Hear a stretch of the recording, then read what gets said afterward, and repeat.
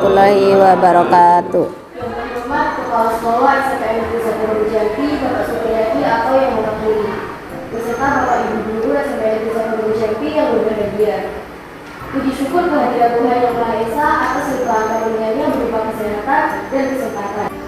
Bapak Ibu yang saya hormati, saya akan membacakan tuntunan acara pada hari ini. Pertama, pembukaan, kedua, penyampaian materi, ketiga, tanya jawab, dan yang keempat, penutup. Mari kita buka acara pada hari ini dengan bacaan basmalah. Bismillahirrahmanirrahim ya Rabb. Untuk acara ini yaitu penyampaian materi tentang inovasi budaya positif oleh Ibu Sukarni, kepadanya dipersilahkan. Terima kasih. Assalamualaikum warahmatullahi wabarakatuh. Waalaikumsalam warahmatullahi wabarakatuh. Alhamdulillahirabbil alamin. Saya ucapkan terima kasih kepada Bapak Ibu guru yang hebat yang berkenan hadir dalam acara diseminasi menyebarkan pemahaman dan penerapan pengalaman budaya positif. Perkenalkan, nama saya Puspitorini, calon guru penggerak angkatan ke-7 dari SMPN 1 Rogo Jambi, Banyuwangi. Dalam kegiatan diseminasi ini, budaya positif, terus kita berbicara tentang pendidikan, kita tidak akan pernah lepas dengan tokoh satu ini, yaitu Bapak Ki Hajar Dewantara.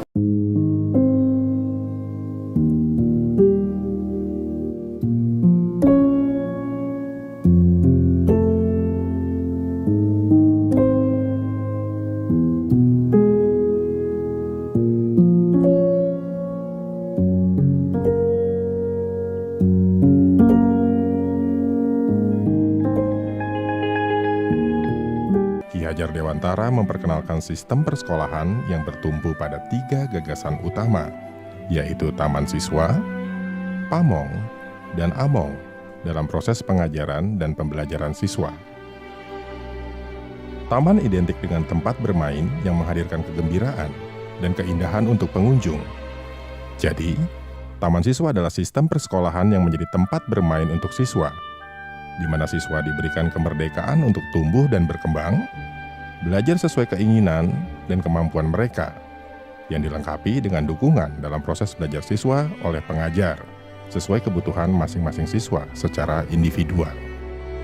Among menitik beratkan siswa sebagai target utama, serta prioritas utama yang harus dilayani, dan pengajar yang berfungsi sebagai fasilitator, menyediakan tuntunan, kepedulian, dan kasih sayang. Selain itu, prinsip Among didasarkan atas 2 hal. Yang pertama, kemerdekaan siswa untuk belajar, dan kedua, belajar yang sesuai dengan keinginan dan kemampuan siswa yang secara alamiah terbentuk. Pamong dianalogikan sebagai petani yang menanam padi, di mana petani tidak dapat menentukan ke arah mana padi akan tumbuh. Dalam hal ini, tugas pengajar, baik dalam prinsip Among atau Pamong, lebih untuk memperhatikan minat, bakat, dan kemampuan siswa, serta memberikan dukungan yang diperlukan terhadap perkembangan siswa, tanpa mengurangi keinginan siswa dalam tumbuh dan berkembang. Dukungan pengajar lebih dilakukan melalui dukungan psikologis, meliputi memberikan motivasi, inspirasi, dan menyediakan kondisi yang diperlukan siswa untuk bisa berpikir kritis secara mandiri dalam proses mereka belajar. Namun demikian, pengajar harus berperan aktif ketika siswa mengalami kesulitan dalam proses belajar mereka.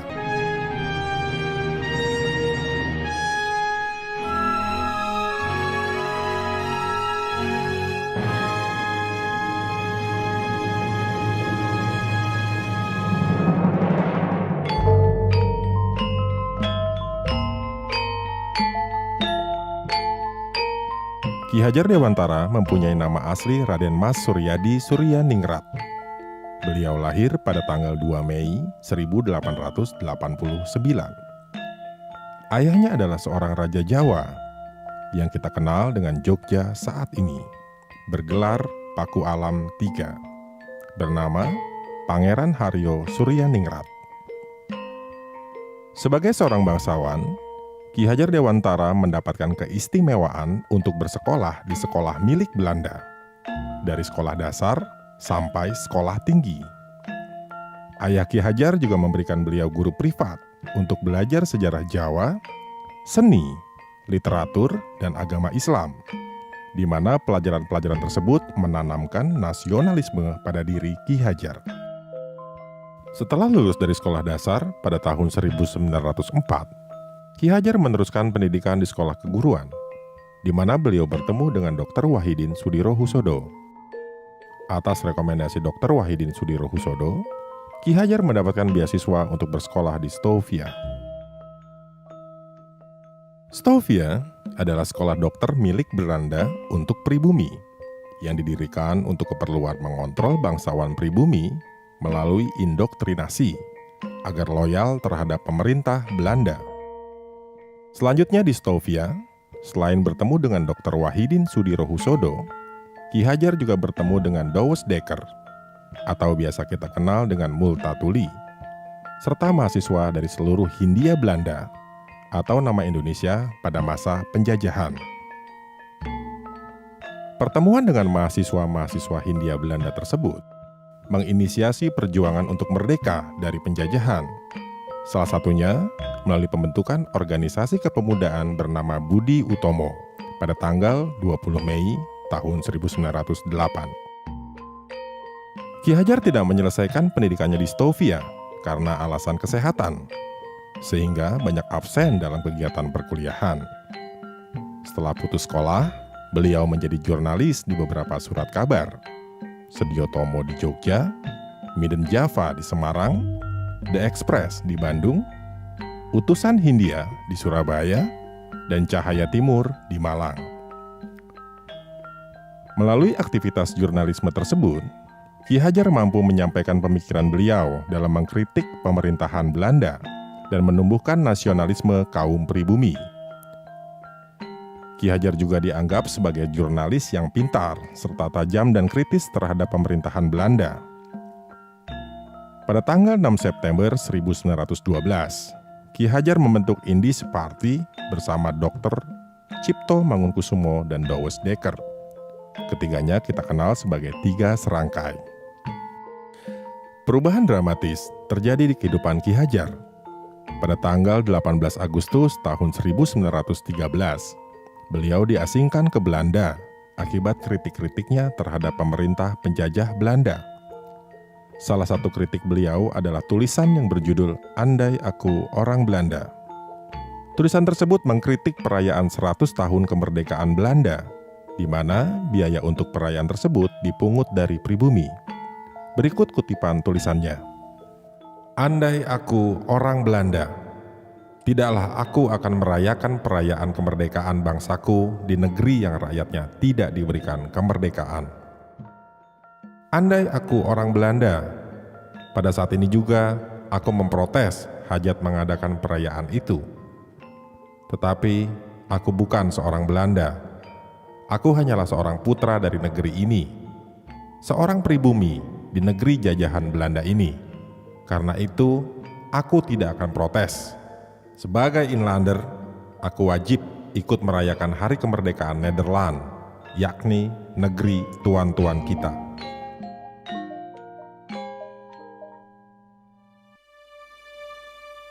Masa pengasingan Ki Hajar di Belanda adalah sesuatu yang tampak buruk, tetapi menghasilkan sesuatu yang baik pada akhirnya. Pada masa itu, Ki Hajar belajar di pendidikan tinggi keguruan dan mendapatkan sertifikasi mengajar. Selama masa studi, Ki Hajar mempelajari pemikiran tokoh-tokoh pendidikan internasional seperti Friedrich Froebel, Maria Montessori, dan Rabindranath Tagore. Pemikiran Ki Hajar Dewantara banyak dibentuk oleh Froebel, Montessori, dan Tagore tersebut. Pemikiran Ki Hajar selanjutnya mendasari sistem pendidikan di Indonesia, terutama kebijakan Merdeka Belajar. Kita akan membahas tema ini dalam podcast Ki Hajar episode selanjutnya. Hikmah lainnya yang didapatkan dari pengasingan Ki Hajar Dewantara ke Belanda adalah kesempatan untuk berdiskusi langsung dengan Kerajaan Belanda tentang kondisi Hindia Belanda. Beliau menyampaikan kondisi Hindia Belanda yang menderita karena diskriminasi kebijakan dan aturan dalam banyak aspek kehidupan, meliputi pendidikan, perdagangan, perkebunan, pajak, dan lainnya dari pemerintah penjajah Belanda. Diskusi tersebut menimbulkan pro kontra di Kerajaan Belanda, yang pada akhirnya pada tanggal 17 Agustus 1917, Kerajaan Belanda memulangkan Ki Hajar kembali ke Indonesia.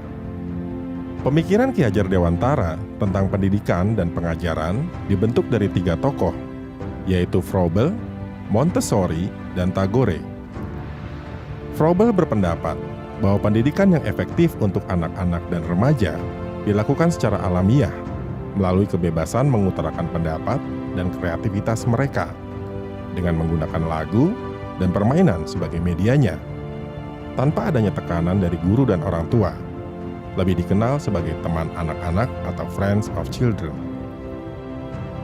Montessori menitik beratkan pada pengembangan psikologis anak, yaitu rasa ingin tahu, motivasi, dan semangat belajar, serta belajar tanpa takut disalahkan, sebagai hal yang sangat penting dalam proses belajar anak. Dia juga percaya bahwa orang tua dan guru seharusnya tidak memaksakan keinginan mereka terhadap anak. Tagore menitik beratkan pendidikan pada kebebasan dan kemerdekaan anak untuk membentuk dan menyatakan pendapat mereka sendiri dalam bentuk apapun. Ki Hajar Dewantara berusaha membentuk sistem pendidikan di Indonesia berdasarkan pengembangan ide-ide dari Froebel, Montessori, dan Tagore tersebut. Dalam pemikiran Ki Hajar, pendidikan dan pengajaran untuk anak-anak dan remaja seharusnya dibentuk berdasarkan keinginan dan potensi dari masing-masing siswa. Peran guru dan orang tua selanjutnya adalah memberikan dukungan dan tuntunan. Dalam mendidik anak-anak dan remaja, menurut Ki Hajar, mereka harus diberikan kebebasan dan kemerdekaan untuk berkembang berdasarkan keinginan mereka, dengan dukungan guru dan orang tua siswa yang disesuaikan dengan minat dan bakat mereka. Poin terakhir adalah pemikiran yang membedakan Ki Hajar dengan 3 tokoh tersebut. Prinsip tersebut biasa kita kenal dengan Tutwuri Handayani. Pemikiran Ki Hajar tentang pendidikan dan pengajaran tersebut berkontribusi terhadap kemerdekaan Indonesia. Ki Hajar membentuk sistem pendidikan untuk pribumi melalui taman siswa. Hal ini bertolak belakang dengan pendidikan yang diselenggarakan oleh penjajah Belanda.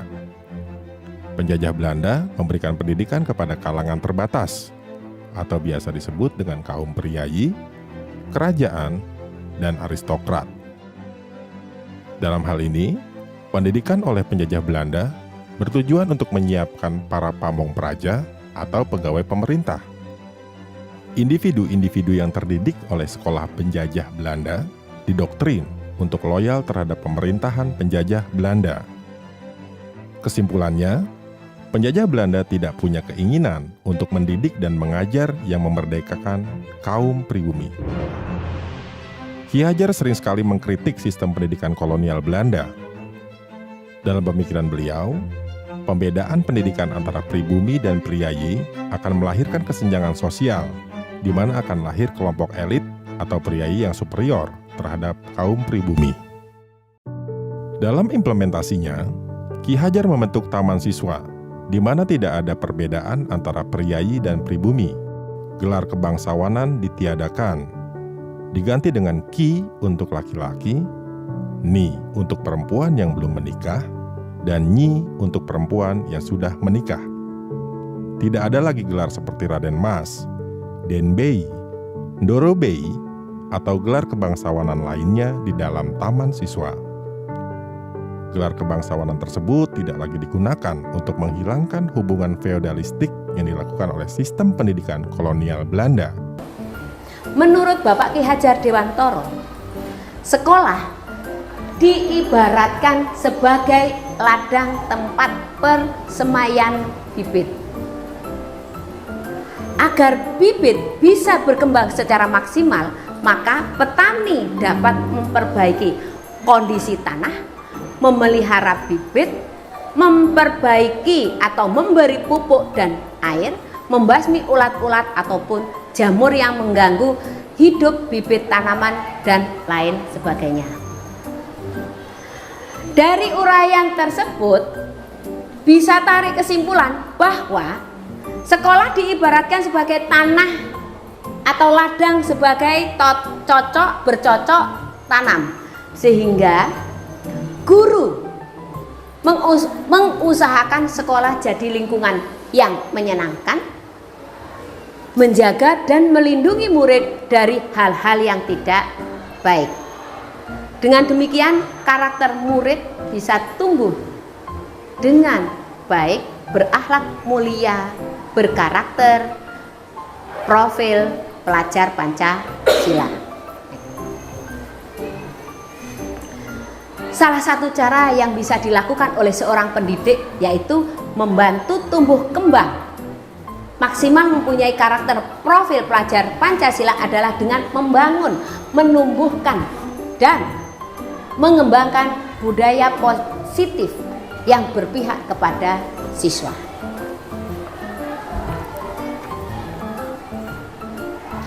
Apa sih budaya positif? Budaya positif suatu kebiasaan yang bernilai positif di dalamnya mengandung sejumlah kegiatan yang mampu menumbuhkan karakter siswa.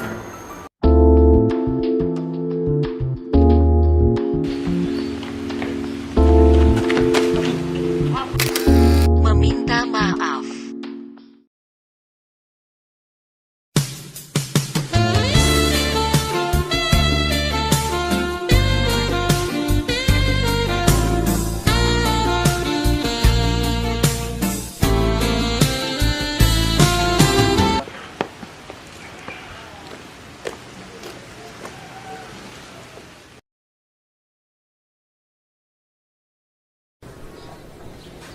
Teman-teman, aku punya masker loh. Oh iya? Kapan beli? Kemarin. Mas itu kenapa ya? Gak tahu, coba bisa tanya. Ayo.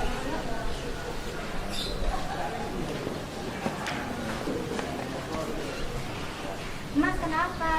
Aku tidak memakai masker, masker putus. Kebetulan aku punya masker. Ini untuk kamu. Terima kasih. Berterima kasih. Sama-sama.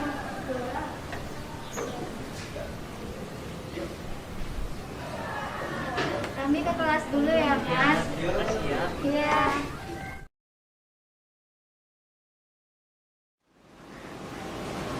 Tenang, ini semua gratis.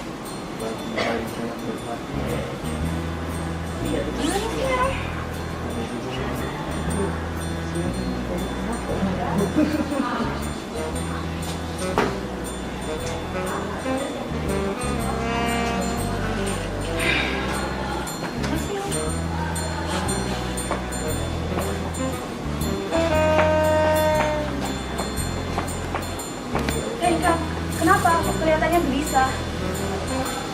Iya, aku masih bingung sama tugasnya. Aku mau nanya gimana ya ditingkatkan, tapi aku nggak tahu gimana caranya. Oh gini. Sopan santun. Pertama, kamu ucapin salam dulu. Yang kedua, langsung udah kamu perkenalan nama, kelas, sama absen.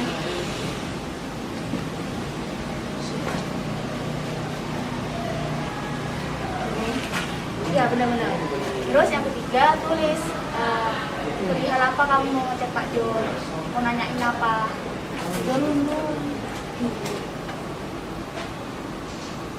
Saya mau menanya Pak. Tanya Pak, ya. Perihal cekren, ya. Gimana cara membuatnya? Iya, gimana langkah-langkahnya?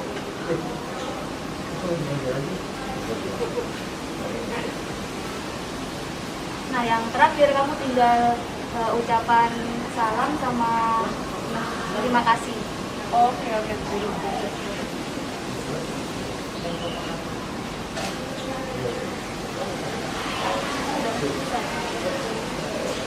Kasihan ya, tinggal kirim. Oke, makasih. Sama-sama. Next.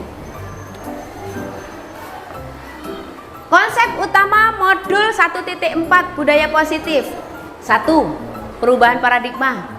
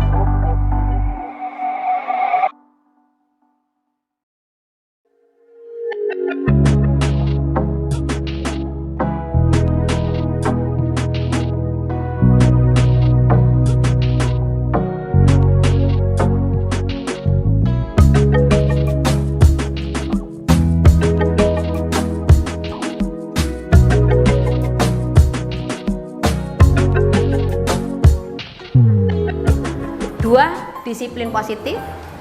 3. Kebutuhan dasar manusia. 4. Motivasi perilaku manusia. 5. Posisi kontrol restitusi. 6. Keyakinan kelas. Dan terakhir adalah segitiga restitusi. Mari kita bahas satu persatu, mulai dari paradigma baru. Pembelajaran dengan paradigma baru dirancang berdasarkan prinsip pembelajaran yang terdiferensiasi, sehingga setiap siswa belajar dengan kebutuhan dari tahap perkembangan untuk mewujudkan profil pelajar Pancasila.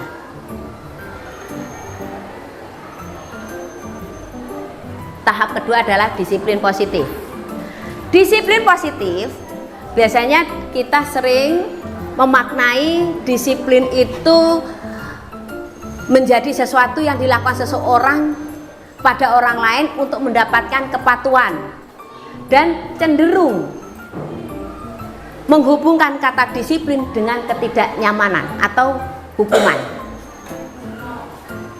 Sebagai seorang pendidik memiliki tujuan menciptakan anak-anak yang memiliki disiplin diri, sehingga mereka bisa berperilaku berpedoman pada nilai-nilai kebajikan universal dan memiliki motivasi intrinsik bukan ekstrinsik, bukan dari luar. Disiplin positif merupakan suatu cara penerapan disiplin tanpa kekerasan dan ancaman yang dalam praktiknya melibatkan komunikasi tentang perilaku yang efektif antara pendidik dan siswa. konsep disiplin melalui pendekatan restitusi. Di situ kita ingin tahu apa sih restitusi. Restitusi adalah proses menciptakan kondisi bagi murid untuk memperbaiki kesalahan sehingga mereka bisa kembali pada kelompok mereka dengan karakter yang lebih kuat. Ciri-ciri restitusi: pertama, memperbaiki hubungan, tawaran bukan paksaan. Jadi kita harus memberikan solusi, jangan dipaksa. Bukan menebus kesalahan tapi belajar dari kesalahan. Fokus pada karakter bukan pada tindakan. Menguatkan dan fokus pada penyelesaian. Jadi kita menyelesaikan masalah.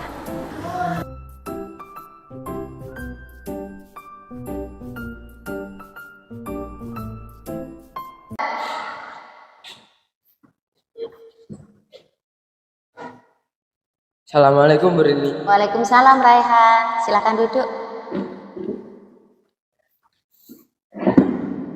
Kamu tahu kenapa dipanggil Bu Rini ke sini? Mungkin berkaitan dengan tugas, Bu. Kamu kemarin datang kan? Masuk, Bu, tapi saya tidak mengumpulkan tugas.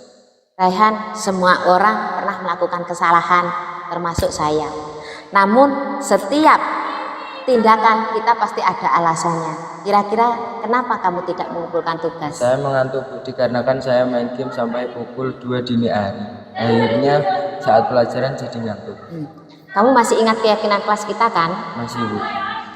Kalau masih ingat, kira-kira apa yang kamu lakukan sudah sesuai dengan keyakinan kelas kita apa belum? Belum, Bu. Kalau belum, kira-kira kamu mau mengerjakan apa? Selalu bertanggung jawab, Bu. Alhamdulillah kalau kamu tahu. Kira-kira apakah kamu punya penyelesaian dalam masalah ini?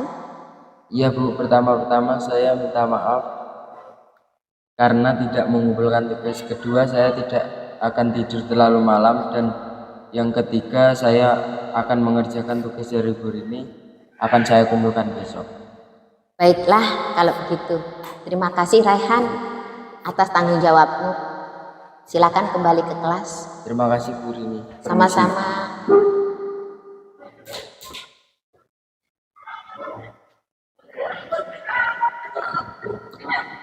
Pada sisi pertama, menstabilkan identitas berdasarkan pada prinsip bahwa membuat kesalahan adalah bagian dari proses pembelajaran. Sisi pertama dari segitiga ini berperan menggeser identitas murid dari identitas gagal ke identitas sukses. Murid yang sedang bertingkah laku yang tidak pantas atau menarik diri saat itu sedang mengalami identitas gagal. Bila kita mengkritiknya, maka posisinya tidak akan berubah. Kita bisa mengajukan pernyataan-pernyataan ini. 1. Membuat kesalahan sesuatu yang wajar. 2. Manusia tidak ada yang sempurna. 3. Kita bisa memperbaiki masalah ini. 4. Saya tidak menanyakan kesalahannya. Saya lebih fokus bagaimana memperbaiki masalah ini. 5. Apakah saat ini kamu tengah menjadi orang yang baik untuk dirimu sendiri? Pada sisi kedua, validasi tindakan yang salah berlandaskan pada prinsip bahwa setiap perilaku berupaya memenuhi suatu kebutuhan tertentu. Guru yang telah memahami teori kontrol akan bergeser dari pemikiran stimulus respon menjadi proaktif dan mencoba untuk mengenali tujuan dari perilaku murid, mengenali dan mengakui kebutuhan murid ini dapat memperbaiki hubungan dengan murid tersebut. Pernyataan atau pertanyaan bisa disampaikan dengan nada suara tidak menghakimi atau memojokkan, sehingga dapat mengembalikan murid pada posisi positif. 1. Kamu bisa saja bertindak lebih gegabah lagi dari ini. 2. Kamu bukan melakukannya tanpa suatu alasan tertentu. 3. Kamu melakukannya karena mempertahankan sesuatu yang penting bagimu. 4. mungkin kamu bisa mempelajari suatu perilaku baru yang lebih efektif. Bersediakah kamu mempelajarinya? Selanjutnya, kita akan simak sisi terakhir, yaitu menanyakan keyakinan. Teori kontrol menyatakan bahwa pada dasarnya kita termotivasi secara intrinsik. Pada saat perilaku yang salah telah divalidasi dan identitas sukses telah stabil, maka murid telah siap mengaitkan keyakinan-keyakinannya dengan tindakannya yang salah dan pemikirannya telah bergeser ingin menjadi orang yang dituju. Pertanyaan-pertanyaan ini dapat mengaitkan keyakinan-keyakinan yang dianut murid. 1. Sebagai keluarga atau kelas, apa yang kita yakini? 2. Nilai-nilai apa yang telah kita sepakati? 3. Seperti apa gambaran sebuah kelas yang ideal bagi kamu? 4. Kamu ingin menjadi orang seperti apa?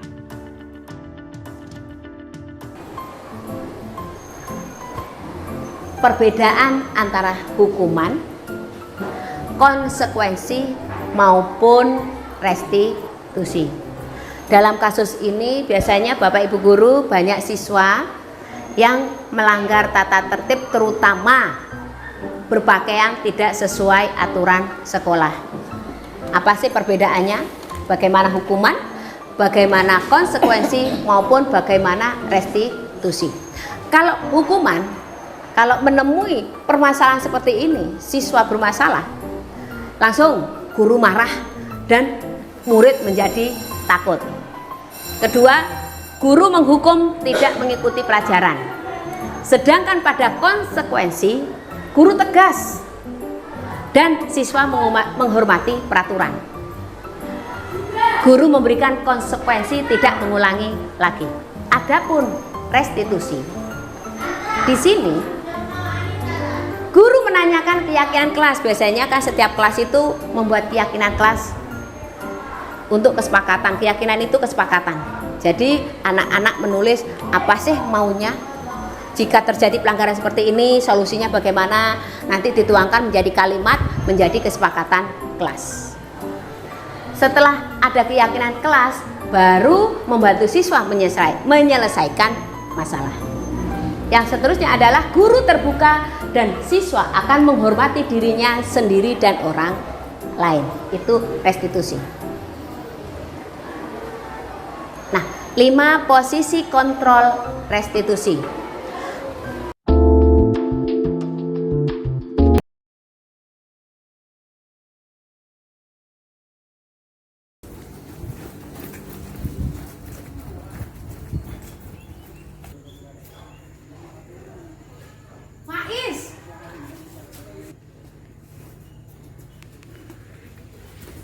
Kenapa Kak Faiz? Setiap hari kamu terlambat Faiz. Kalau begitu keliling lapangan 7 kali. Ngeyel kamu. Udah tahu salah, ngeyel lagi. Kerjakan.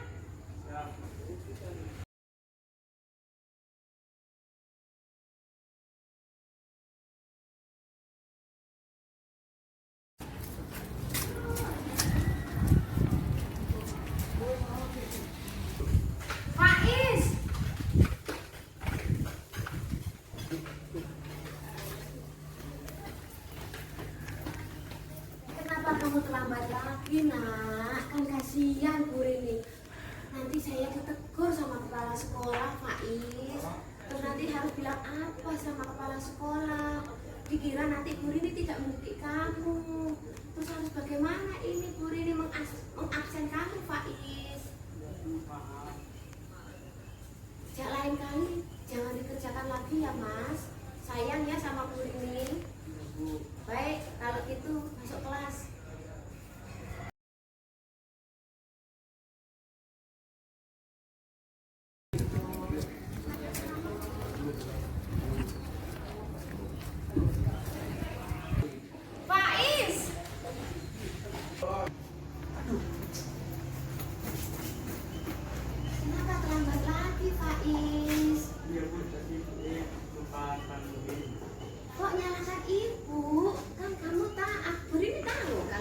itu.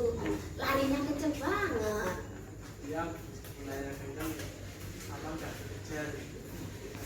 Lain kali jangan begitu lagi ya, Pak Is. Nah, kalau gitu masuk kelas sudah, nanti masalah absen Bu Rini yang atur ya. Ya.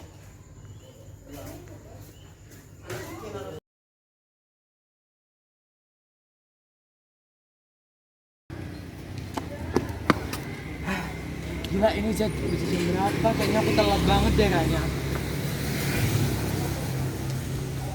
Assalamualaikum Bu Rini. Waalaikumsalam Raka. Kamu kok telat lagi Raka? Bu Mas, itu jauh Bu, tadi di jalan juga macet sayangnya itu. Setiap hari kamu telat, sangat mengecewakan Bu Rini. Terus kira-kira andai kata kamu telat-telat seperti ini, konsekuensinya apa Raka? Saya mendapat hukuman dan pelanggan di kelas saya yang disiplin waktu mungkin Bu. Oh, ya kalau begitu, kalau kamu sudah punya konsekuensi, silakan masuk kelas, besok nggak usah diulangi lagi ya Mas. Maaf ya Bu. Iya, Monggo, sama-sama Bu. ya.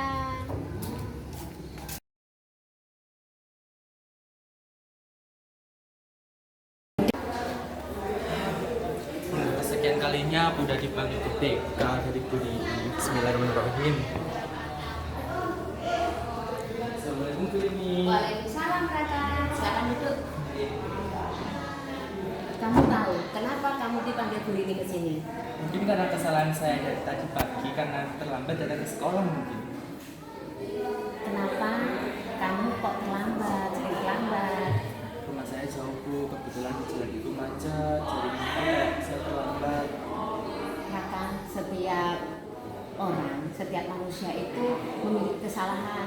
Seperti juga Bu Rini juga memiliki kesalahan. Nah, kira-kira dari kesalahan ini, kamu pasti mengambil hikmahnya, kan begitu ya? Di kelasmu ada keyakinan kelas, kesepakatan kelas. Pasti ada. Nah, kira-kira dari kesepakatan kelas ini, apa yang kamu pertanggungjawabkan? Mungkin tentang disiplin tepat waktu saat datang ke sekolah. Nah, kalau kamu sudah tahu, lain kali berarti kamu sudah harus disiplin tepat waktu, jangan diulangi lagi. Terima kasih ya Raka. Enggak Bu, maaf. Jangan diulangi lagi Iya. ya Mas. Permisi. Yeay. Pendidik bisa sebagai penghukum, bisa juga sebagai pembuat rasa bersalah, bisa sebagai teman, juga bisa sebagai manajer maupun sebagai pemantau. Perbedaan 5 posisi kontrol sebagai penghukum, pembuat rasa bersalah, teman, manajer maupun pemantau. Dari kasus apa itu? Yang kasus tadi, andai kata ada siswa yang tidak memakai pakaian sesuai dengan aturan sekolah. Kalau sebagai penghukum seperti ini kalimatnya. Patuhi aturan sekolah atau tidak mengikuti pelajaran pada waktu itu. Kalau sebagai pembuat rasa bersalah, kalimatnya seperti ini. Seringkali Bu Rini mengingatkan, Bu Rini kecewa atau Bu Rini tidak suka. Itu kalau membuat siswa itu merasa bersalah. Kalau sebagai teman, kalimatnya, buatlah Bu Rini senang sehingga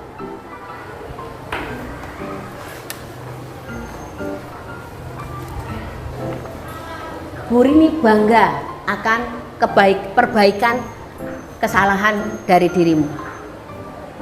Kalau sebagai pemantau, dirimu sudah mengecewakan saya, kira-kira apa sih konsekuensinya? Kalau sebagai manajer pendidik, kira-kira kalimatnya seperti ini. Kira-kira apa sih kesalahanmu dan bagaimana cara memperbaiki kesalahan itu? Tahap yang ketiga yaitu keyakinan atau kesepakatan kelas. Izinkan murid untuk menyampaikan masalah yang dihadapi saat ia berada di kelas dan harapan kelas yang membuatnya nyaman. Hal ini bisa dilakukan secara individu, berkelompok, atau dari survei kelas. Seperti apa kelas impianmu? Ceritakan kelas impianmu. Bagaimana kondisi kelas, teman-temanmu, dan guru impianmu? Kelas yang seru. Bertanyalah harapan tentang kelas. Apa yang murid harapkan tentang kondisi kelas, tentang gurunya, dan teman-teman di kelas. Kemudian tulis hasil diskusi tersebut di papan atau dalam poster. Hal ini memberi kesempatan murid dilibatkan dalam mengatur kelas. Cara ini menjadi lebih efektif dibandingkan hanya memberitahukan hal apa saja yang dilarang dilakukan. Menurut kalian, apa yang harus kita semua lakukan untuk mencapai kelas impian kita? Lakukan diskusi untuk mendapatkan umpan balik dari murid. Perjelas tentang kesepakatan kelas. Penting jika kesepakatan kelas berisi aturan yang murid percaya dan bisa dilakukan, baik sebagai individu maupun dalam kelompok. Pastikan bahwa semua daftar memang diperlukan dalam proses belajar mengajar. Jika ada yang terlewati, pandu murid untuk menambahkan tujuan lain yang terlupakan atau menghapus tujuan yang tidak utama. Buatlah poster atau tabel yang menampilkan kesepakatan kelas yang disetujui di akhir. Kesepakatan kelas dibuat dapat berupa panduan tingkah laku, berupa kata yang positif. Misalnya, jangan berlari, berubah menjadi berjalan dengan hati-hati. Hindari kata jangan dan dilarang. Pada poin pertama, murid sepakat saling mendengarkan antara guru dan murid. Guru bisa menuliskan berupa gambaran tingkah laku yang diharapkan dari kesepakatan.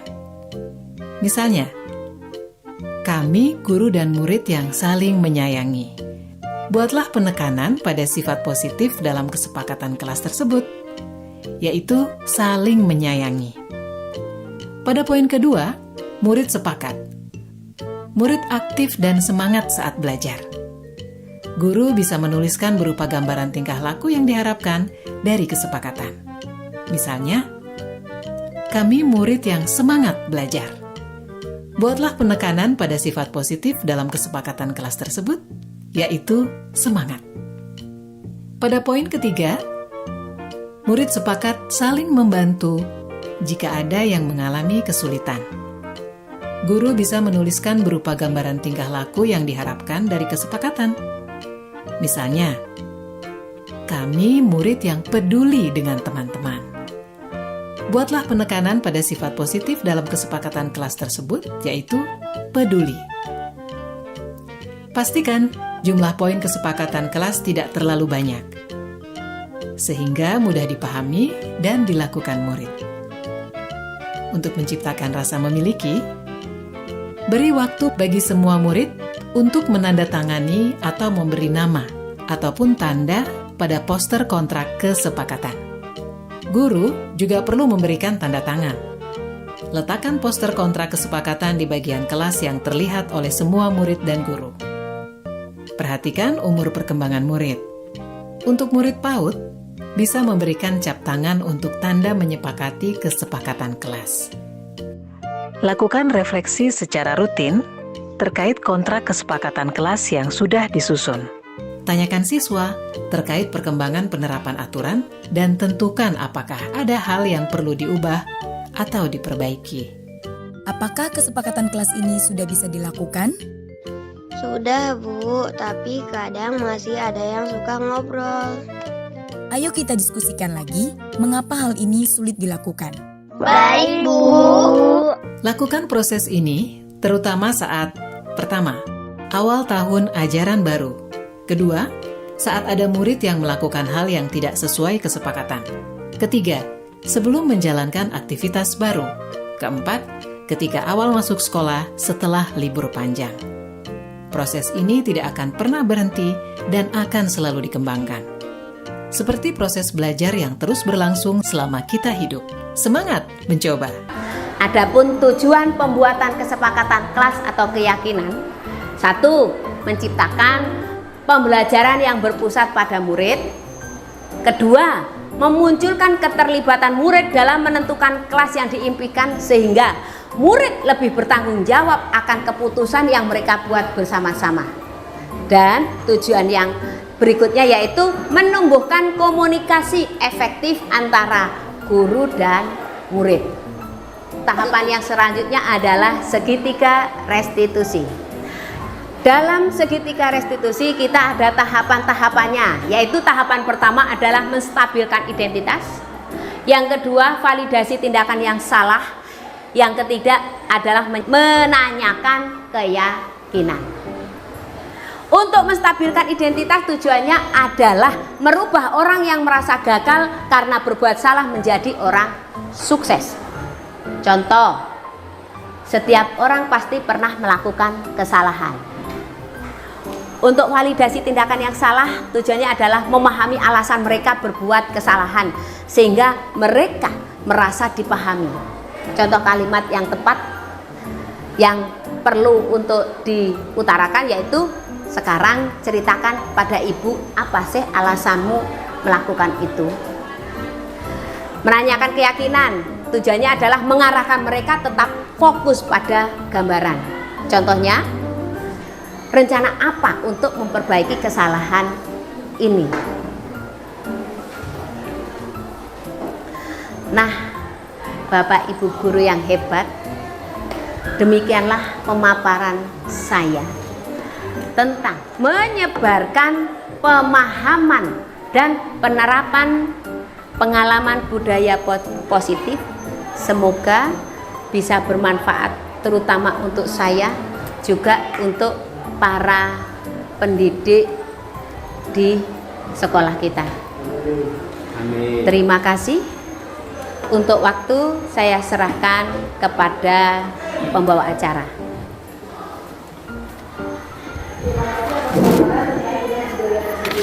Mengingat acara yang ketiga yaitu sesi tanya jawab, saya buka dengan dua pertanyaan dulu ya Bapak Ibu.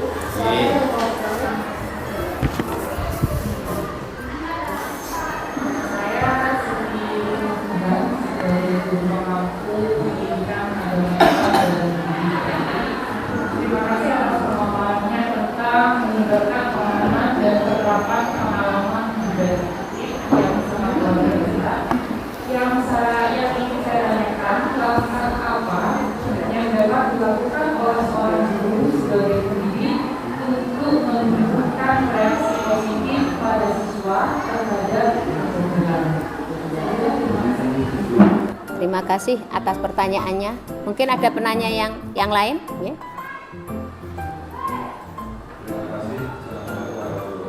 Waalaikumsalam warahmatullahi wabarakatuh. Bertanya dulu terkait positif tadi, yaitu bagaimana cara seorang guru dalam membangun keyakinan siswa sehingga terjalin hubungan yang baik antara guru dengan siswa tersebut. Gitu. Terima kasih. Assalamualaikum warahmatullahi wabarakatuh. Waalaikumsalam warahmatullahi wabarakatuh. Terima kasih Ibu Maktuha dan Bapak Adi atas pertanyaan yang sangat luar biasa. Saya di sini belajar untuk menjawab. Ya. Apa sih langkah-langkah menghadapi murid yang mengalami kegagalan?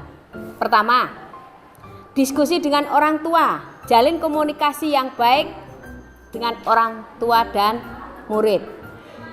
Kedua, memberikan semangat. Andai kata dia gagal, bangkit lagi. Karena hidup ini perlu penuh dengan perjuangan, proses. Tanya dan tawarkan memberikan solusi. Refleksi kegagalannya dan memberikan alternatif belajar. Dia kira-kira andai kata gagal tidak bisa memahami IPA, berarti kira-kira belajarnya harus bagaimana? Jadi begitu, memberikan alternatif. Untuk pertanyaan dari Bapak Adi, bagaimana sih cara seorang guru dalam membangun keyakinan siswa sehingga terjalin hubungan yang baik antara guru dan siswa?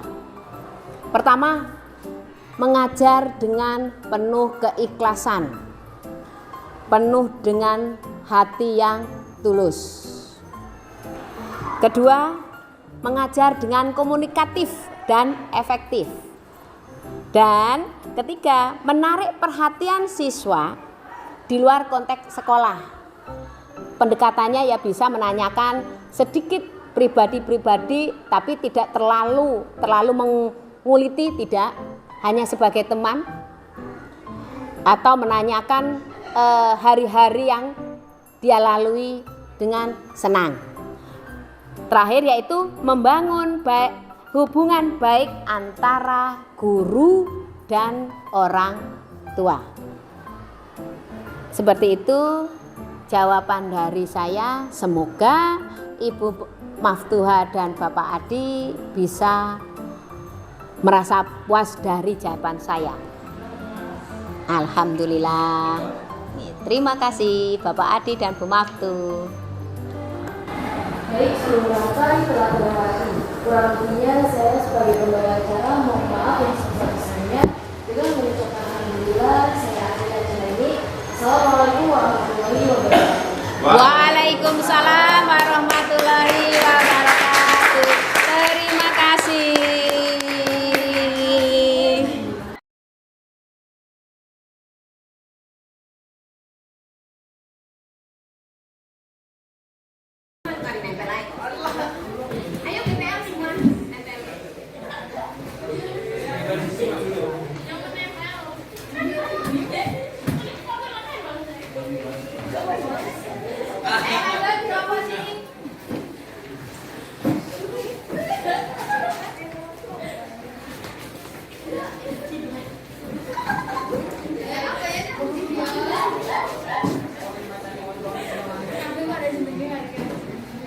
Bapak sini, ambil.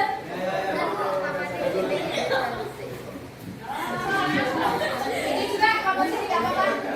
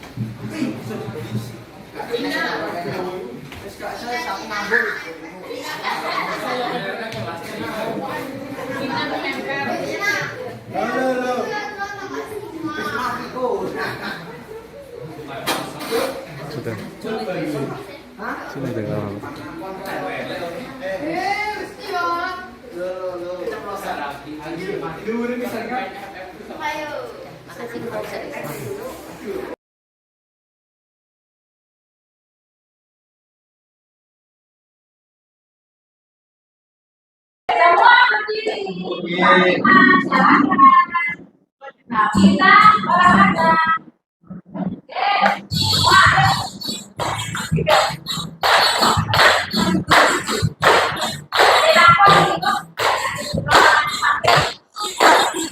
Tangan diputar-putar, diputar-putar,